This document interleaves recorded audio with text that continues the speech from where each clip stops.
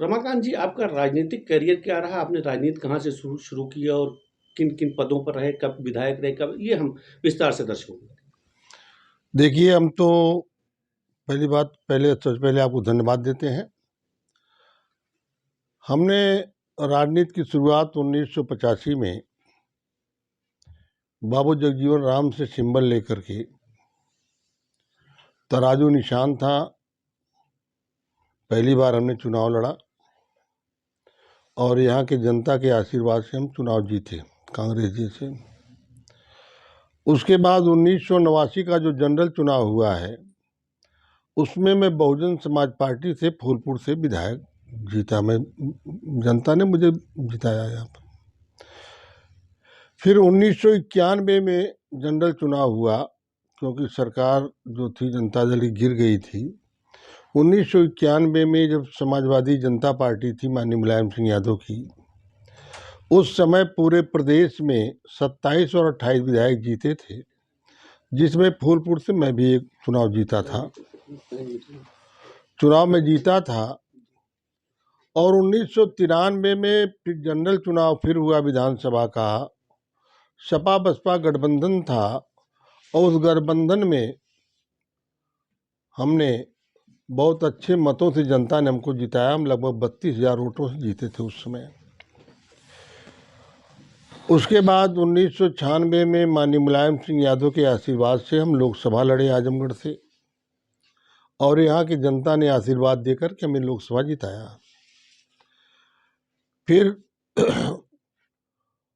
97 में उपचुनाव हुआ, जिसमें हम लड़े। हम 2700 वोटों से हार गए। अकबर अहमद डंपी साहब यहाँ चुनाव जीते। लेकिन 99 में फिर जब चुनाव होता है तो समाजवादी पार्टी के सिंबल पर मैं फिर चुनाव जीतता हूँ लोकसभा का। उसके बाद 2004 में बहुजन समाज पार्टी से लोकसभा जीता और 2009 में भारतीय जनता पार्टी से हम लोकसभा चुनाव जीते। यही हमारा था। भारतीय जनता पार्टी में जाने की वजह क्या थी? अब तो समाजवादी पार्टी देखिए, भारतीय जनता पार्टी में जाने की वजह कुछ नहीं थी। केवल वजह ये थी कि हमारे जनपद के रहने वाले अमर सिंह जी थे, जिनका पूरा होल्ड हुआ करता था समाजवादी पार्टी में, और मैं अमर सिंह के सामने कभी घुटना नहीं टेकता था। मैं अपने स्वाभिमान और सम्मान समझौता नहीं करता था उनसे, जिसकी वजह से उस समय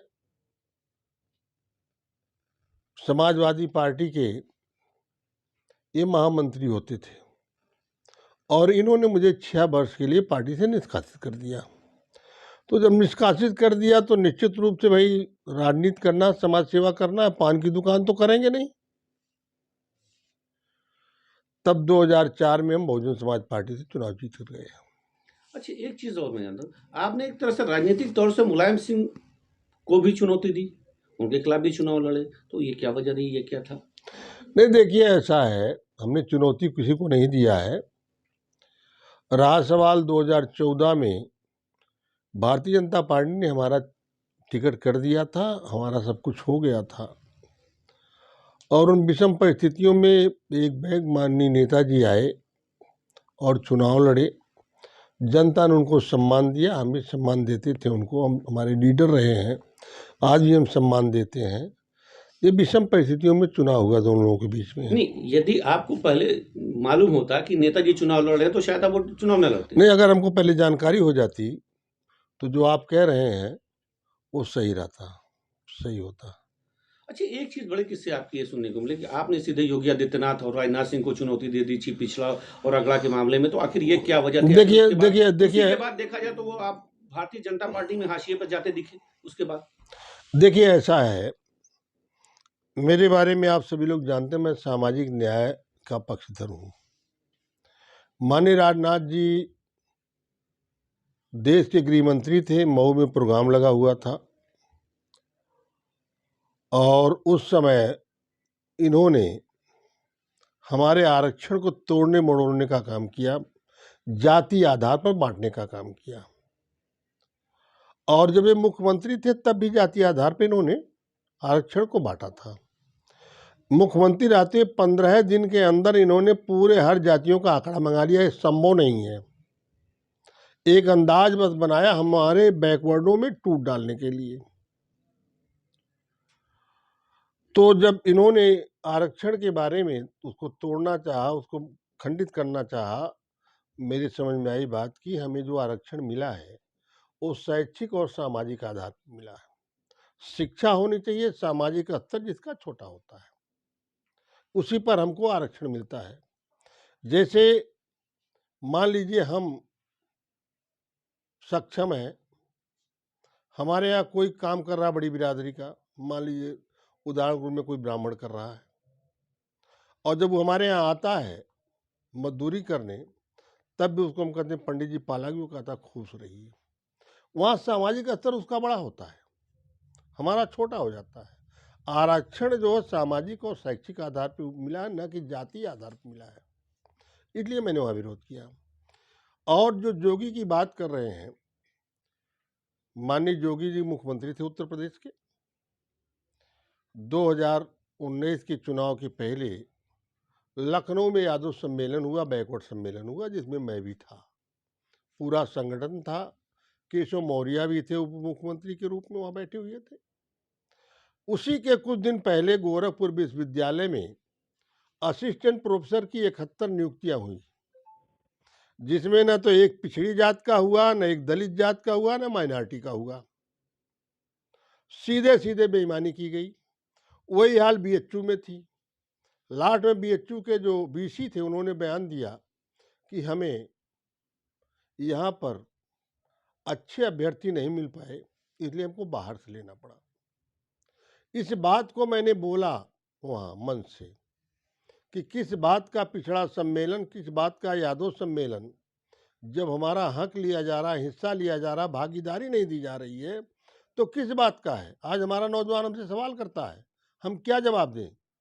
इसी बात को लेकर के दूरियां शुरू हुई। हमारे लिए पद नहीं जरूरी है, हमारे समाज की व्यवस्था जरूरी है। हमारा आने वाला नौजवान रोजगार से वंचित हो जाए, अपने अधिकार से वंचित हो जाए, तो ऐसी राजनीति तो जहन्नम में जाए, नहीं राजनीति करेंगे फिर।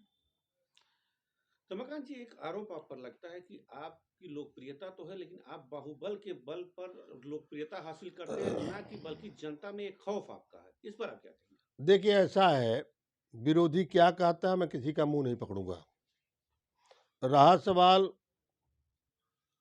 जनता ने हमेशा प्यार दिया, सम्मान दिया, जिसकी वजह से 4 बार विधानसभा भेजा, 4 बार लोकसभा भेजा जनता ने। कौन क्या कहता है क्या नहीं कहता मैं उसकी परवाह नहीं करता हूँ। और कहने वालों से मैं चैलेंज साथ कहता हूँ कि कहीं कोई बता दे मैं जमीन कब्जा किया हूँ, फिरौती लिया हूँ, कमीशन लिया हूँ, ठेकेदारी में कहीं गुंडई किया हूँ, तो बात समझ में आती है। हाँ, अगर कोई सामंती किसी गरीब को तंग करता तो वहां गरीब के साथ खड़ा हो जाता हूं। अब इसको लोग ये कहें कि बाहुबली है। जैसे जब मैं राजनीति में आया, हमारे अरवला मार्केट में मौर्या एक बिरादरी जो हमारी आप जान रहे हैं, गांव में कोयरी कहते हैं, बहुत परिश्रम से ये जो है सब्जी पैदा करता है। और जब मार्केट में लेके आता था, बोरे बिछाकर बेचता था, तो कुछ लोग, हमारे ठाकुर बिरादरी के लोग, वहाँ ठाकुर बाहुल्य है, वो लोग वही शराब की दुकान पे शराब पीते थे और इसे मोच पे हाथ रखते हुए खिखारते हुए कि जरा 1 किलो नेनुआ बांध दो, 1 किलो चौराई बांध दो, करेला बांध दो, बनवा लेते थे गमछे में और कंधे पर रखे लेके चल दिए। अगर किसी मौर्या ने कह दिया बाबू पैसवा हमारा दे दीजिए, तो घूम करके 4 झापड़ मारते थे, कहते तुमने हमारा अपमान किया, बेइज्जत कर दिया पैसा मांग करके। अब वो गरीब आदमी कितने परिश्रम से पैदा करता है। अगर मैंने उस मौर्या की मदद कर दिया तो मैं ठाकुर विरोधी हो गया, मैं बाहुबली हो गया, मैं अपराधी हो गया। तो अगर ऐसे लोगों की मदद करने के लिए मुझे लोग अपराधी भी कहेंगे तो मुझे कोई परवाह नहीं। नहीं, एक चीज और कही जाती है कि आपकी ट्रकें चलती हैं, उस पर RKY लिखा होता है और वो जब निकलती है तो एक भय का माहौल हो जाता है। देखिए और ऐसा इस ऐसा तरह है, से एक कहा जाता है। ऐसा है, ट्रकें हमारी चलती थी, चलती हैं, चलती रहेंगी। RKY लिखा होता है, कुछ हमारी है, कुछ हमारे मित्रों की है, कुछ हमारे समर्थकों की है। क्या ट्रक का हम कागज खराब नहीं सही हो, इंश्योरेंस न हो, टैक्स न भरा हो, फिटनेस न हो, तब तो ठीक है। अगर सभी कागजात हमारे सही हैं, अंडर लोड गाड़ी है, तो क्या ये कानून बना है कि आरटीओ या पुलिस वाले उससे पैसा ले खड़ी करा करके? तो अगर हमारा समर्थक सही रहते हुए, अगर मैं उसका प्रतिनिधि हूँ, मेरा शुभचिंतक है, मेरा समर्थक है, मेरा दोस्त है, तो कोई फायदा ले रहा तो क्या बुरा कर रहा है भाई? क्या कहीं कानून में लिखा है कि पुलिस वाले पैसा ले? कानून लिखा है कि आरटीओ वाले पैसा ले? ये जरूर कानून में है कि अगर ओवरलोड है, कागज नहीं सही है, तो आप जुर्माना कर सकते हैं। ये नहीं कि आप महीना ले लीजिए, पैसा लेके नगद जेब में रख लीजिए। तो अगर हमारा मित्र फायदा ले रहा तो क्या बुरा, हम फायदा ले क्या बुरा भाई? अच्छा, अब हम आएंगे, अब आप फिर समाजवादी पार्टी में हैं और आप कहाँ से चुनाव लड़ेंगे, कुछ आपने तय किया है आगामी विधानसभा देखिए, चुनाव? मैंने पहले कहा मैं कहीं भी रहा हूँ, बीजेपी में भी रहा हूँ, तब भी मैं सामाजिक न्याय की बात करता था। यहाँ तक आप लोग सुने होंगे, भाषण भी करता था। मैं कहता था जहाँ पिछड़ों, दलितों और अल्पसंख्यकों के हक का मामला होगा, अधिकार का मामला होगा, आरक्षण का मामला होगा, वहाँ हमारा समाज बड़ा होगा, पार्टी बौनी होगी। मैं वहाँ भी कहता था ये बात को, है ना। रहा सवाल, हम सामाजिक न्याय के पक्षधर हैं, समाजवादी पार्टी सामाजिक न्याय की पक्षधर है, हम उसमें हैं। चुनाव लड़ाने की जहाँ तक बात है, हमने बहुत चुनाव लड़ा है। हमारे नेता हैं माननीय अखिलेश यादव जी, हमारे राष्ट्रीय अध्यक्ष हैं। उनका निर्देश होगा, उनका आदेश होगा तो पार्टी के लिए काम करेंगे, उनका आदेश होगा तो चुनाव भी लड़ेंगे, जैसा उनका निर्देश होगा।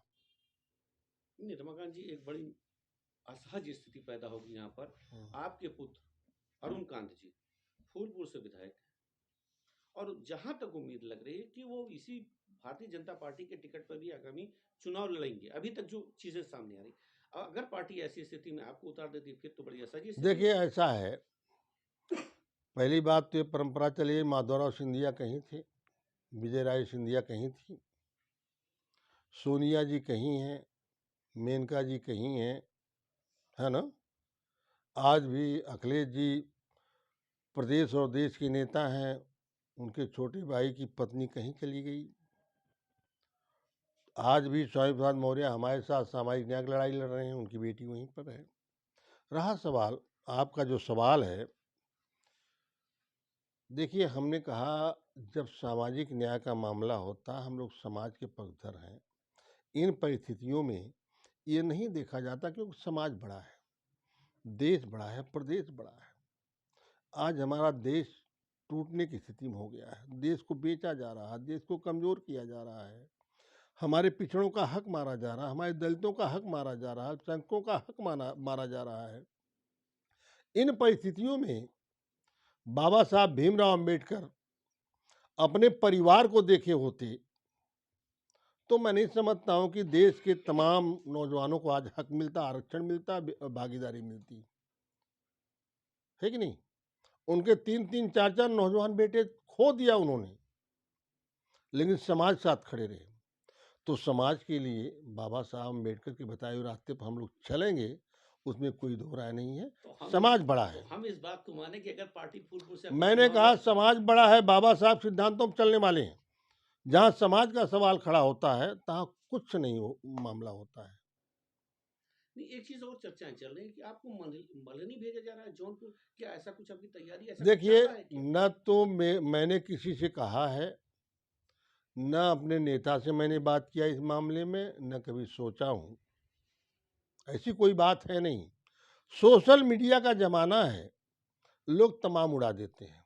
मैंने पहले कह दिया कि हमारे नेता माननीय अखिलेश यादव जी हमको जो भी व्यवस्था, जो भी कहेंगे कि यहाँ चल के प्रचार करो, वहाँ चल के प्रचार करो, नहीं लड़ना नहीं लड़ेंगे, कहेंगे नहीं लड़ना है तो लड़ेंगे, वो तो जहाँ भी कह देंगे तहाँ लड़ जाएंगे, जहाँ कहेंगे तहाँ प्रचार में लग जाएंगे। जो नेता है, नेता का आदेश मानना हमको है।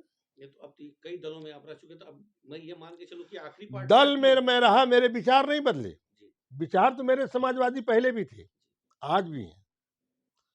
मैं अंबेडकर और लोहिया के विचारों से परिपूर्ण हूँ।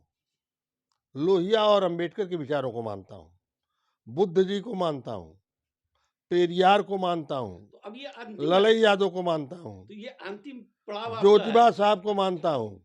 हाँ, अंतिम पड़ाव ये समाजवादी पार्टी ही रहेगी, पहले भी थी, आज भी है। शुरुआत और ये दोनों। मान लीजिए हम कहीं भटक गए, किन्हीं परिस्थितियों में आप भटका दिए गए तो अलग बात है। मैंने कहा मेरे विचार कभी नहीं बदले। हम लोग लोहिया अम्बेडकर को तभी मानते थे, आज भी मानते हैं। ज्योतिबा पेरियार को मानते थे, साहू जी महाराज को मानते थे, अब ललई जी को मानते थे। अब हम लोग आखिरी भी सवाल हैं। मेरा ये है कि क्या उत्तर प्रदेश में जो आप देख रहे हैं, आप भी बड़े नेता हैं, इधर उधर जाते होंगे, तो क्या अगले सरकार अखिलेश यादव की बन पाएगी? देखिए, जो रुझान आ रही है आपने खुद देखा है, चाहे मोदी जी का प्रोग्राम हो चाहे जोगी जी का। इनका प्रोग्राम लगता था तो 10 जिले के डीएम, एसपी, एसडीएम सब लोग प्रोग्राम में आदमी भेजते थे, सरकारी बसें लगती थी। तो कहीं 15,000, कहीं 20,000, कहीं 25,000, कहीं 50,000 भीड़ होती थी। माननीय अखिलेश जी जब गाजीपुर से चले हैं 6 लेन से, आपने देखा 2 बजे रात तक तांता लगा था। जहां पर मोदी जी ने एयर जो जहां जहाजें उतरती 6 लेन पर, सेना की जहाजें उतरी थी, उद्घाटन किए थे रोड का। इतनी व्यवस्था के बाद 15-20 जिला लगने के बाद उनकी भीड़ 50,000 थी। और 2 बजे रात को माननीय अखिलेश जी वहीं पहुंचते हैं तो लाखों की भीड़ थी। जनरेटर नहीं था, सभी लोग ये मोबाइल की लाइट से देखे हैं और सब भाषण हुआ है वहां पर। तो आप निश्चिंत है कि अगली सरकार समाजवादी पार्टी 100% बननी है, परिपूर्ण बहुमत से, प्रचंड बहुमत से बननी है। आजमगढ़ में कितनी सीटें आप देख रहे हैं समाजवादी पार्टी? आजमगढ़ में 10 निकलेगी। 10 की 10 सीटें? हाँ, आजमगढ़ निकलेगी, मऊ निकलेगी, जौनपुर निकलेगी, गाजीपुर निकलेगी, बलिया निकलेगी, अंबेडकर नगर निकलेगी। आप बताइए कौन नहीं निकल रही, हम लोग उस पर काम करें। आप लोग खुद बताइए, आप पत्रकार हैं। जो न निकल रही हो पूर्वांचल में, उस पर जाके हम लोग काम तो करें। मतलब आपकी बात से तो ये लग रहा है कि बीजेपी का एकदम सुपड़ा साफ आप कर देंगे? पूर्वांचल से साफ है, साफ है। पूर्वांचल से तो साफ है। बड़ी मजबूती से भारतीय जनता पार्टी कह रही है कि अरे हम इनको कहीं टिकने नहीं देंगे समाजवादी पार्टी को। देखिए, भारतीय जनता पार्टी जो कहती वो करती नहीं, वो झूठ का पुलिंदा है। भारतीय जनता पार्टी के नेता लोग यही कहते थे 2019 में और 2014 में, सौगंध इस मिट्टी की, देश को नहीं बिकने न दूंगा, देश को झुकने नहीं दूंगा। आज पूरे देश की पब्लिक प्रॉपर्टी बेची जा रही है। चाइना तमाम जगहों पर कब्जा कर रहा है कि नहीं? मतलब ये जो बोलते हैं वो करते नहीं है। सब लोग जान गए कि झूठा। भी टीवी पर एक जमाना था 2014 में, छोटा बच्चा भी कह रहा था अब की बार मोदी सरकार।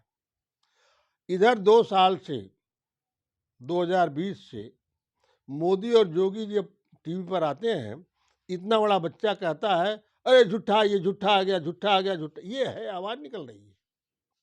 तो मैं ये मानूं कि अगली आप इस पर बिल्कुल संकल्प लिए हुए हैं कि मैं उत्तर प्रदेश पूरा में समाजवादी स्वस्थ हूं, प्रचंड बहुमत की सरकार बनेगी।